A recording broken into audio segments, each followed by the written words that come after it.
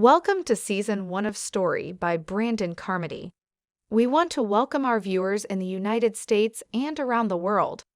This is a collection of some of the craziest stories from the last 30 years of Brandon's life.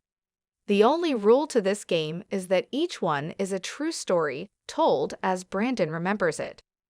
Some of these stories he can tell and some of them he can't, but he's spilling the tea anyway.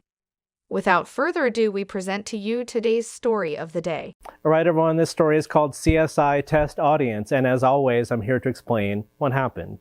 So, for those of you that work in the industry, whether that be television or film, you probably understand that the way this game has been played for the longest time, studios and television networks like to present their material privately to test audiences. And that's how they determine if material is funny, whether it's worthy to go on the air, if a television pilot should become a series. You know, there's these complex bits of information that they get out of these screenings. The most famous example I can give you right now, this might come as a surprise to you guys, but Ducky actually got the girl at the end of the original Pretty in Pink. And literally test audience was like, oh, hell no, he would never get the girl. She should have been with the other jerky rich guy. And test audiences hated Ducky getting the girl so much in Pretty in Pink that they went back and they reshot it, and it upset half of the actors, but they did it and the movie ended the way it ended. So test audiences have quite a bit of power. I never did it before. So I was on vacation with my partner in 2010 in Las Vegas, and it was one of those like, hey, you guys want to review a TV show? Sure. And I was given like an Atari level joystick type bit, and my understanding were the more left that I turn things, that I like it least or would like some changes. And so I'm not quite exactly sure on the right. But here's the big thing. This was 2010, the summer.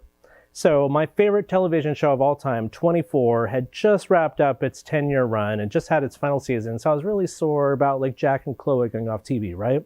So the absolute last thing that any television network could do to me is to try to replace Chloe O'Brien, to try to put someone else in that role on television. So when I found myself in this test audience for some new CSI show, that's what I was seeing on my screen, was their basically attempt to reinvent Chloe O'Brien. So I found myself where they were kind of expecting me to give them some reasonable human metrics. I found myself every single time she appeared on the screen, turning this joystick violently so far to the left, hate her, can't stand, like, to the point where even my friend was like, what the hell? Like, violently shaking the thing.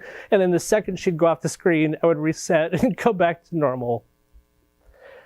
I don't know if the people in the room that are the monitors that are part of this test, I don't know if they can see the metrics or if that's something they get on the computer later. It kind of looks like a lie detector test. Like, well, this one's normal except for where it goes Hannibal Lecter brain, like at all these moments.